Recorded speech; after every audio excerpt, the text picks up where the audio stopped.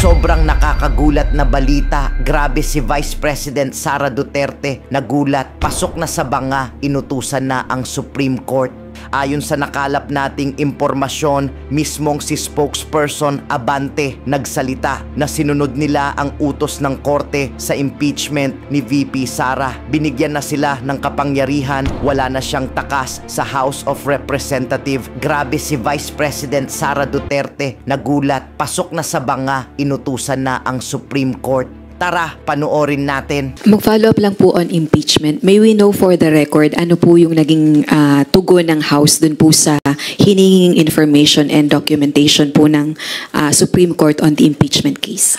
Nilinaw ng House of Representatives sa Supreme Court na lahat ng naging actions ng House of Representatives ay ayon sa internal rules and regulations nito at ng konstitusyon. Yung tatlong impeachment complaints na na-receive ng December were acted upon within the 10 session day requirement of the Constitution. And the fourth impeachment complaint was acted upon also within the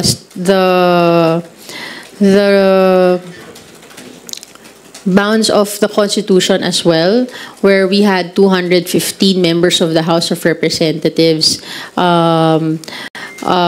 signing before the Secretary General the complaint before it was transmitted to the Senate. And dun sa ibang matters that were asked by the Supreme Court, these were actions done within the internal rules and regulations of the House of Representatives, which fall under its legislative powers as a co-equal body.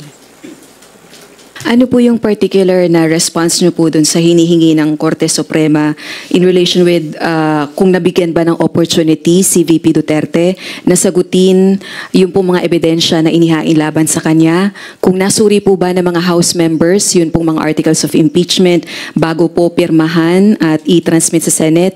At kung ano po yung batayan ng kapangyarihan ni Secretary General para po wag i-transmit agad yung impeachment complaints sa Office of the Speaker? Sinisiguro ng House of Representatives na yung right to due process ni Vice President Sara ay natugunan sa buong proseso. At lahat ng mga naging actions ng House of Representatives ay pasok sa internal rules and regulations na ginawa nito regarding the initiation of the impeachment complaint.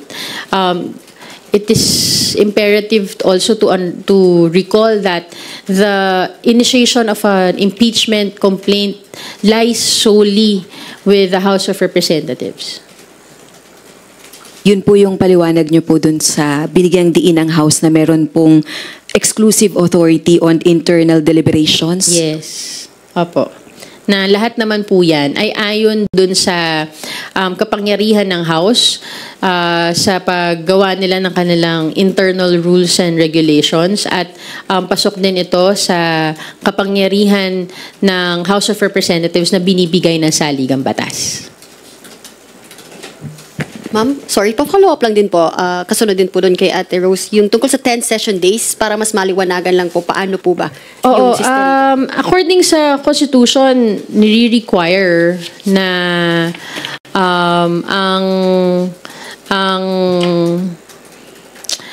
ang impeachment complaint must be included in the order of business within 10 session days, which was followed according to the schedule of the House of Representatives. Can you elaborate lang po paano po ba, how it works yung one session day, second session day na natapos? May schedule naman ng session sa House eh. So, yung yung dates of when it fell, pasok siya dun sa mga session days. Wala lang sa akin yung detalye nung per complaint kung ilan siya per na session day. Wait lang, nasan ba?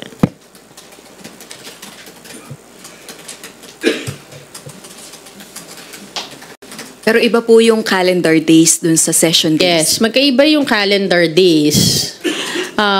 Iba yung session days. Pag suspended ang session, hindi siya kasama sa session day. Kaya nga, I'm looking for yung listahan nung per complaint kung ilang session days siyang pumasok. But definitely, I think the first complaint was within 9 session days siya nung naipasok sa order of business. So tama ma'am, no? Kapag suspended lang, hindi pa siya counted as one session day, dapat adjourned. Tama? Yes. Thank you, Rose. And sino pang next? Si Lenesca again. Go ahead. Sorry. Clarification lang po dun sa session days. So yung first 3 po, na complaints, lahat na aktuhan within 10 session days. Would that be correct? Yes. All of them were acted on within 10 session days. Meaning po na calendar, tama po. Na UBI.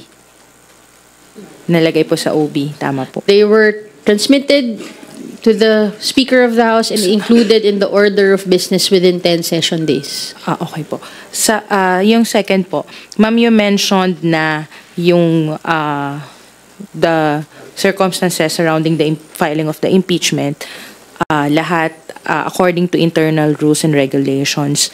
Tama po ba na in accordance din sa internal rules and regulations of the House na decision po ni SecGen kung is decision po kung ire-refer sa Justice Committee or hindi ire-refer sa Justice Committee? That was not said in the pleading filed. All that was said that all matters that were conducted in the initiation of the impeachment proceedings were done in compliance with the internal proceedings of the workings of the House. Kung parang kung naaktuhan po yung tatlo. So kasi ang contention po ng House, 'di ba, if I remember it right, hindi na-initiate yung tatlo kasi hindi naman siya na-refer sa House Committee on Justice. So nandun po ba yun sa complaint? Hindi. Yung tatlo kasi, na siya naging moot na siya because of the 4th complaint eh. So they were archived. Yun yung kwento nun, diba? 1, 2, 3, and then may 4th. When they were transmitted and included in the order of business, they were later on archived because it became moot due to the 4th complaint. Thank you, Marian and Lenesca. Gab Lalo from Philippine Daily Inquirer. Go ahead. Sorry, clarify ko lang. Kasi sabi niyo po, na-calendar po yung 3 complaints. Nasa OB po siya. Order of business.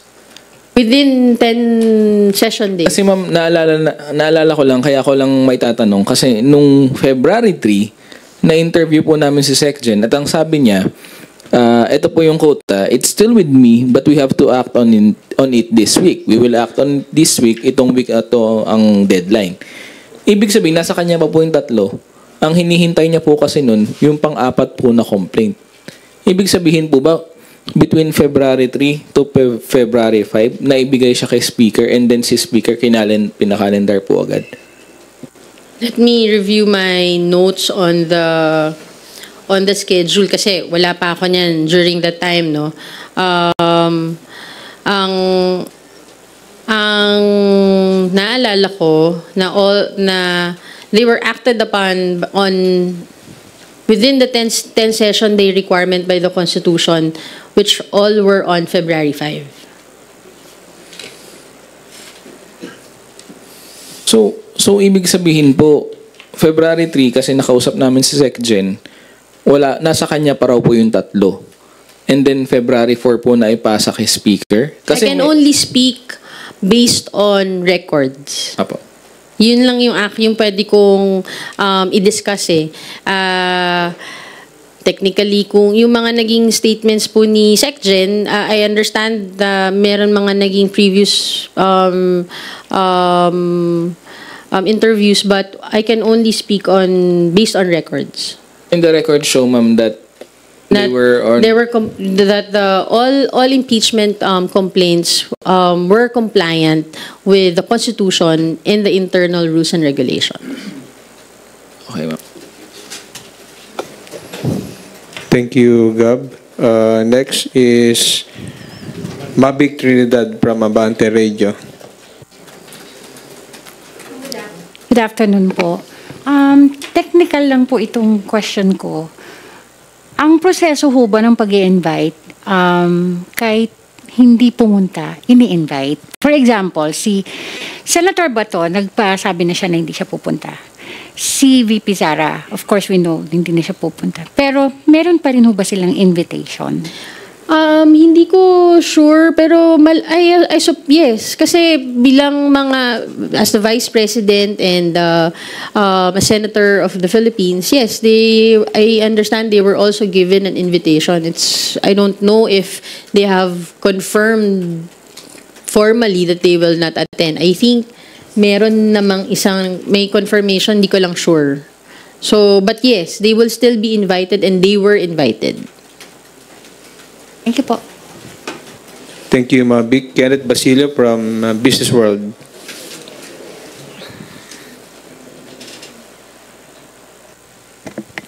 Good afternoon po, ma'am. Ma'am, sa LEDAC naman po tayo, no? As we are a week away from SONA, nakapag-compile na po ba yung House ng mga priority bills na balak neto i-submit sa LEDAC for inclusion sa CLA?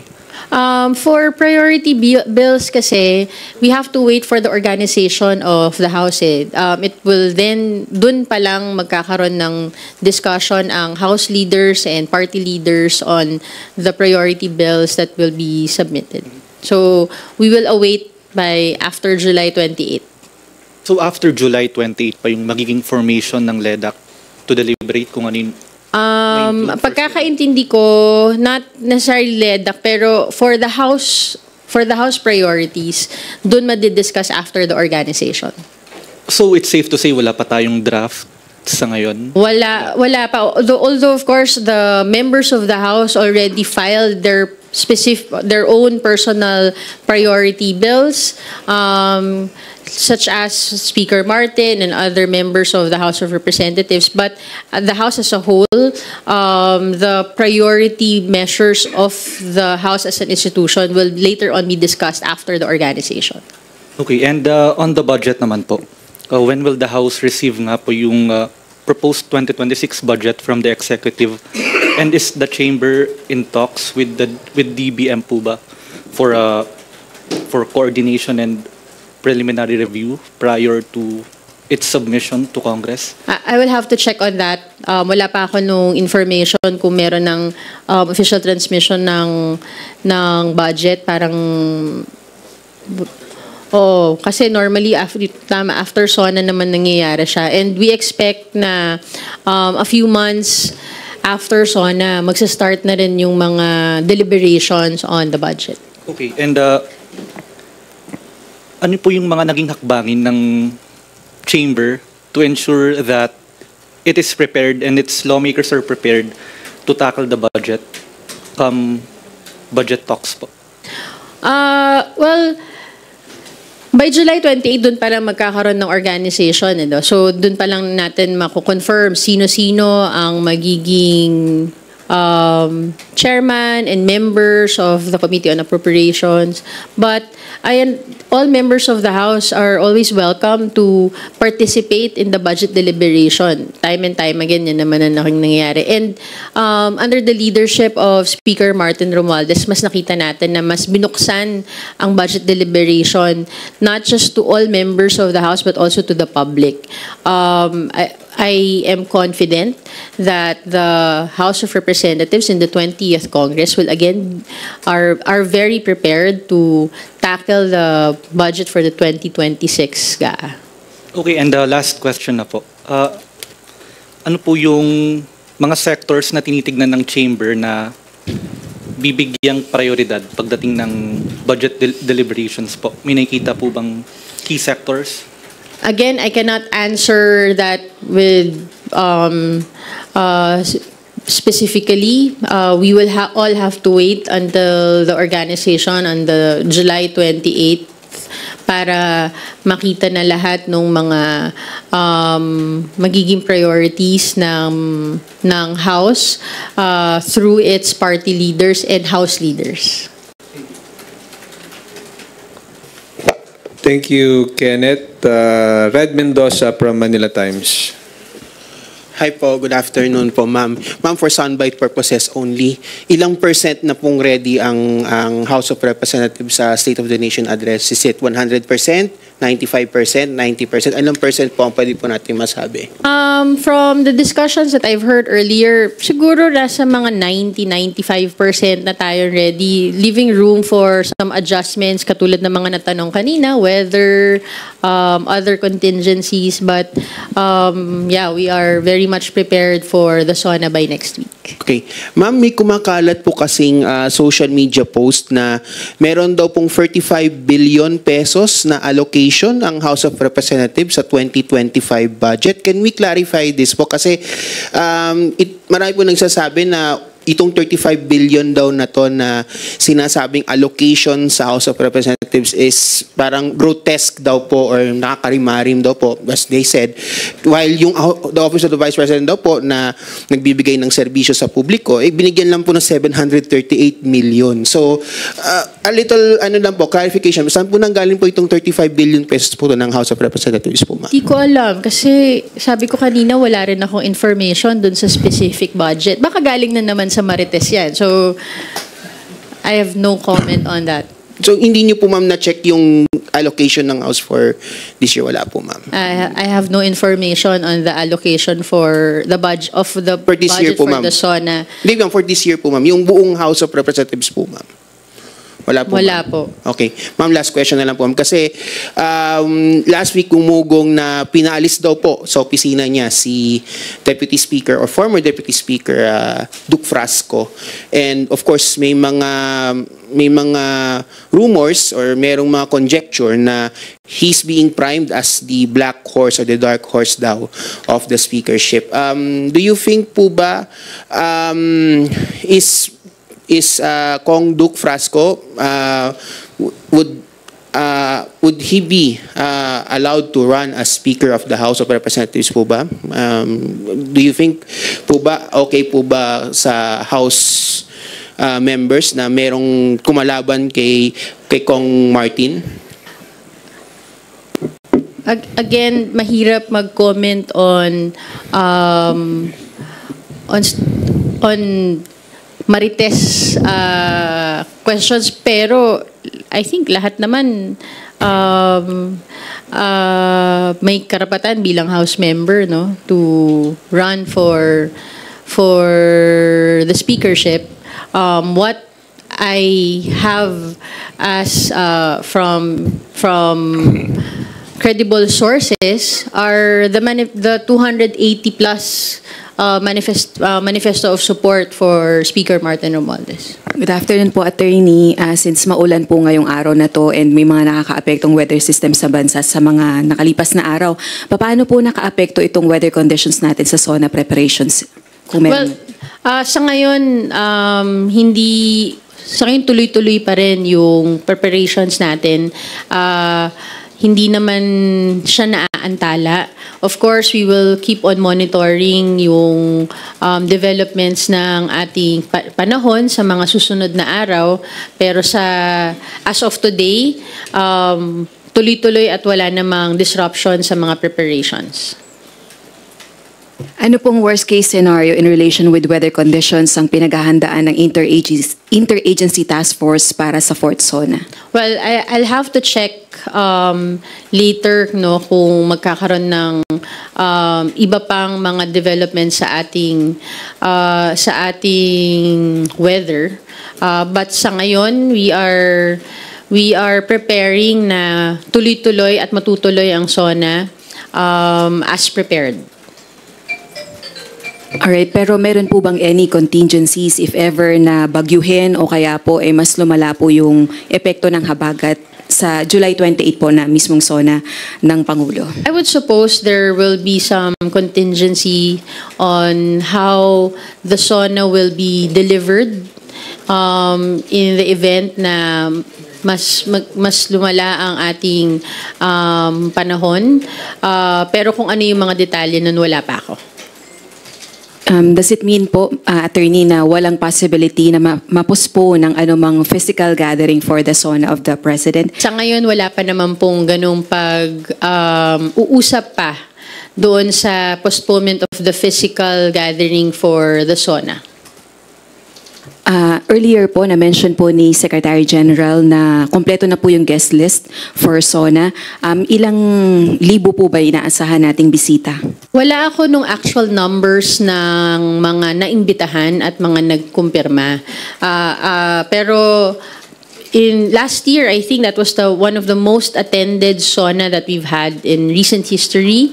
If I remember, around more than 1,500 last year yung nag-confirm na mag-attend. And we are expecting that the numbers will be similar to that. I cannot give you exact figures as of yet.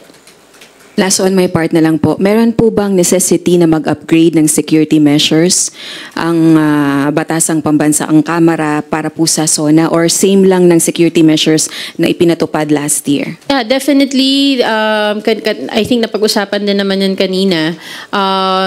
Yung security measures for the SONA has already been finalized.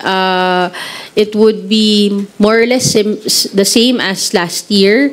Of course, there will always be adjustments on various situations or concerns, but just the same, the security group are all prepared for next week's SONA. Thank you po. Thank you, Ross. We now recognize Melalis Moras from PTV4. Hi, good morning po, Attorney Princess. Follow-up lang po dun sa mga SONA questions ni Ate Rose. So, meron po bang any security threats na binabantayan? Sa ngayon, wala naman akong alam specifically na binabantayan. Of course,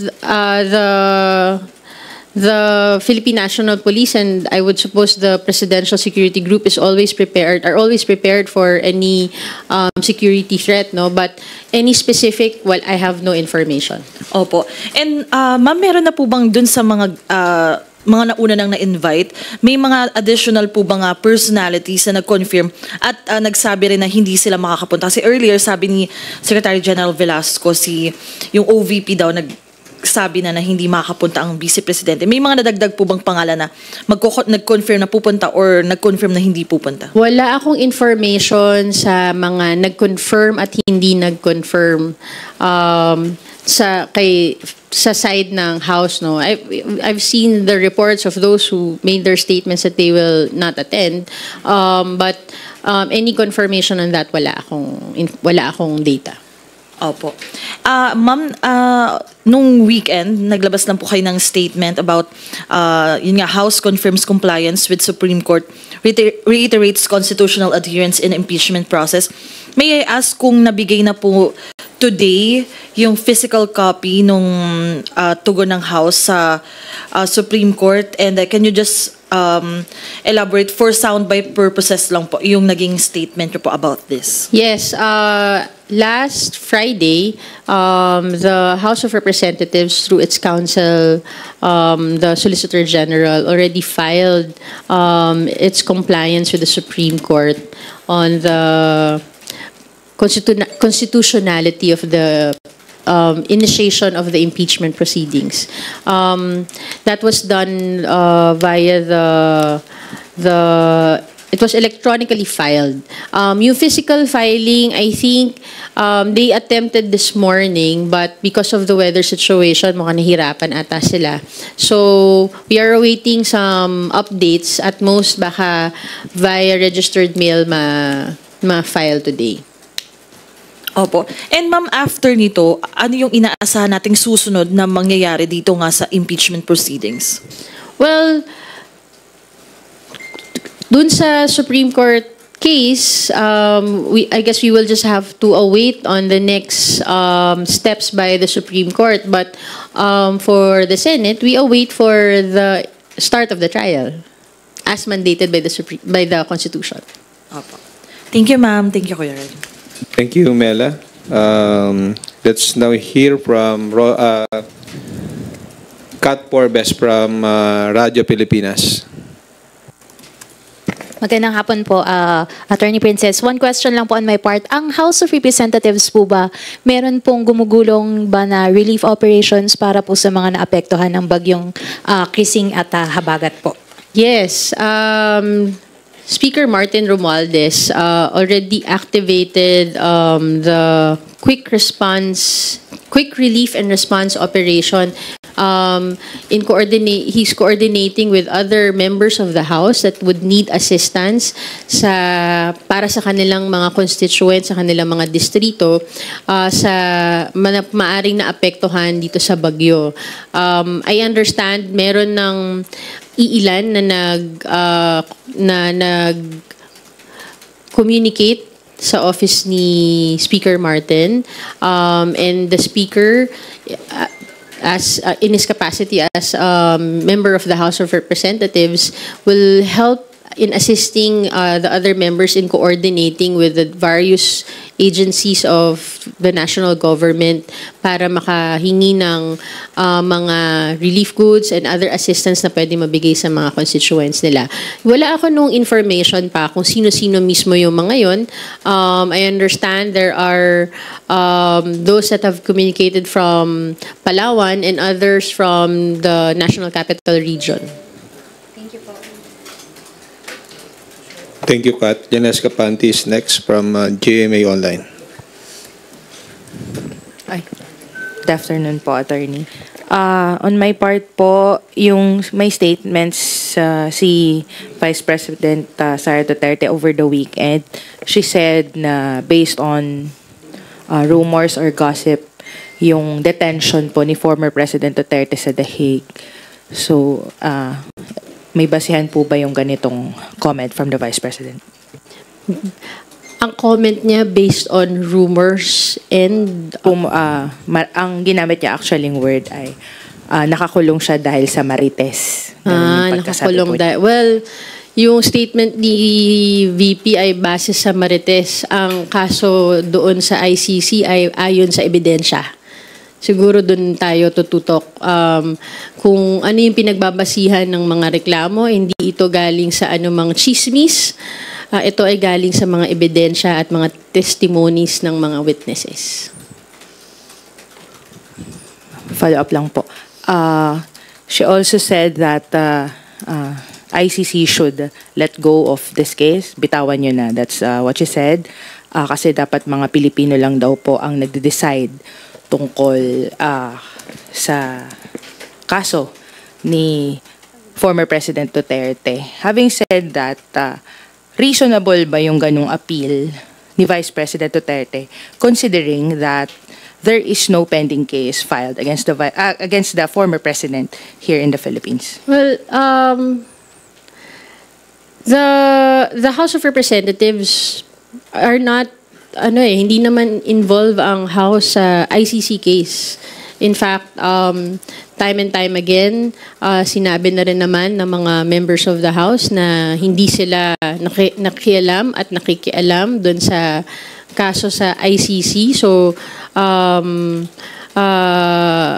hindi rin, wala din sa saklaw ng House of Representatives yung hinihingi ni Vice President Sara, pero bilang abogado, tingin ko alam naman din niya kung paano yung proseso sa mga ganitong klaseng mga judicial bodies, ano na yung dapat nilang gawin. They have their defense lawyer to assert that before the court.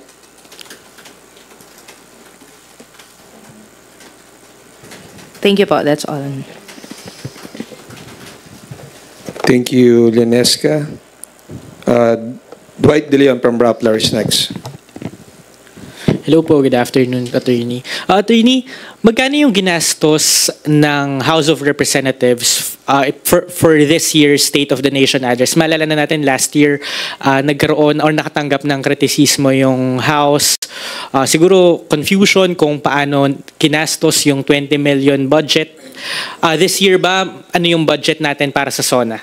Unfortunately, wala ako nung figures nung budget for the SONA. But as far as I know, yung mga allocated na budget for the SONA katulad ng mga nabanggit last year, it's not just to be spent on that day. Budget for the whole preparation for the SONA, and also may iba't ibang ahensya din na naghahanda para sa SONA. So kung yung specific figures, wala akong mabibigay sa ngayon. Okay po. Attorney, how prepared is the House in the event that Vice President Duterte shows up next week umattend ng SONA? Kasi di ba sinabi na niya na hindi siya dadalo sa SONA sa ikalawang pagkakataon? Ready naman po ang House of Representatives to welcome all officials of the government to attend the SONA, especially bilang isang Vice President. Dapat din kasama rin naman sa kanyang tungkulin na makinig sa magiging report ng ating Presidente. The House of Representatives is ready to welcome for her to attend and listen to the report of the President. On another matter, last week, ang COMELEC approved the substitution sa Tingog, allowing Congresswoman Yeda to be back in the House of Representatives. Can you just explain po, Attorney, how did this happen? Kasi isn't she already on her fourth term by next Congress? Ano po yung explanation doon? Unfortunately, I cannot explain it as House spokesperson because yung decision on that was by the COMELEC. On the part of the House, I do not even have the information if we have received any official communications from the COMELEC on the matter. Personally, I have read through various news outlets of the update, but on the specifics and legality, hindi ko pa siya ma-discuss as of today.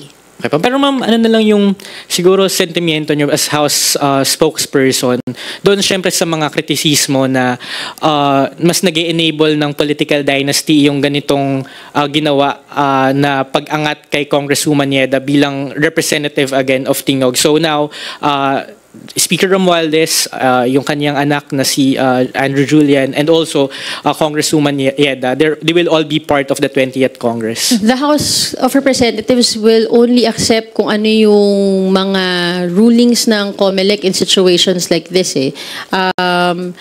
The House doesn't determine who are those that will be who are the from the nominees of the party list kung sino yung uupo. It is based on the proclamations from the COMELEC. So as to opinions, hindi naman nagbibigay ng ganyang klaseng opinion ng House so far on that. Okay pa. Thank you po. Thank you, Dwight. Darlene K. from GMA7, please go ahead with your questions. Magandang umaga po.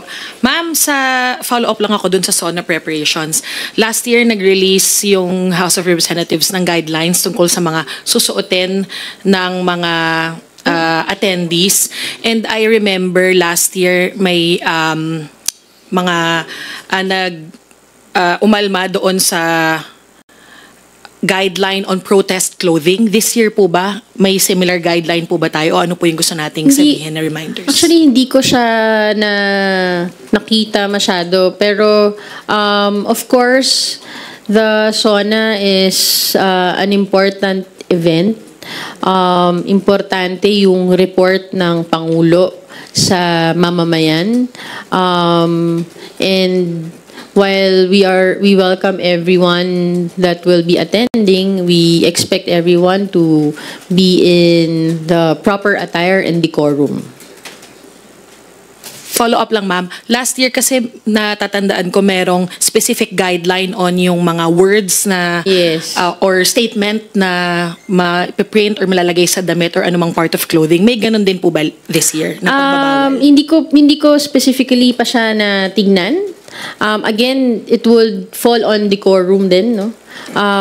Na siguro sa pagrerespeto ng proseso ng SONA ay maging respectful din tayo sa ating decorum din dito pagpasok ng House. Are you done with your questions, Darlene? Thank you, Darlene. Thank you, Red. Are there any other questions from the media? If there are none, we will proceed with the closing remarks of Attorney Abante. Well, again, I thank you all for giving us time today as we prepare for the SONA next week. Again, dun sa issue ng impeachment, we are looking forward for the actual trial to start.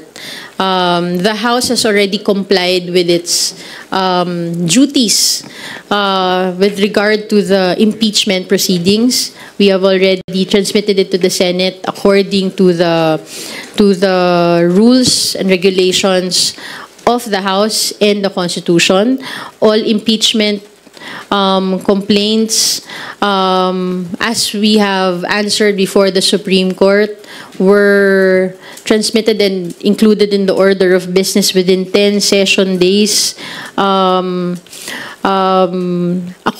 according to the provisions of the Constitution, we are looking forward that as co-equal branch of government, that the Supreme Court will see the wisdom of the actions of the House of Representatives in its role in the impeachment proceedings, and that the Senate also will now conduct its role in the impeachment proceedings by conducting the trial so that they can try and decide the impeachment complaints based on evidence and merits.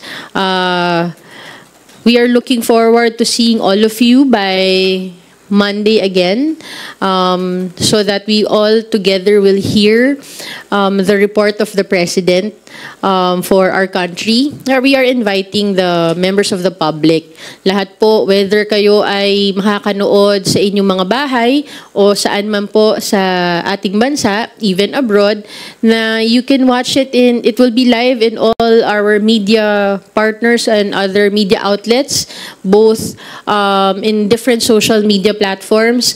Mas mainam po na marinig nyo diretso sa mga credible sources at wag lang po umasa sa mga marites, wag umasa sa mga chismis, at wag umasa sa mga fake news. Again, maraming salamat. Isang maulan at mapagpalang hapon po sa inyong lahat. Please stay safe and dry, everyone. Maraming salamat po, House of Representatives spokesperson Attorney Princess Abante, for joining us this afternoon. Sa inyo pong lahat, ingat po at masyadong maulan. Magandang tanghali po. Ngayon, ikaw bilang Pilipino, ano ang masasabi mo at reaksyon sa balitang ito? Mag-iwan ka ng komento sa ibaba at atin pong babasahin isa-isa.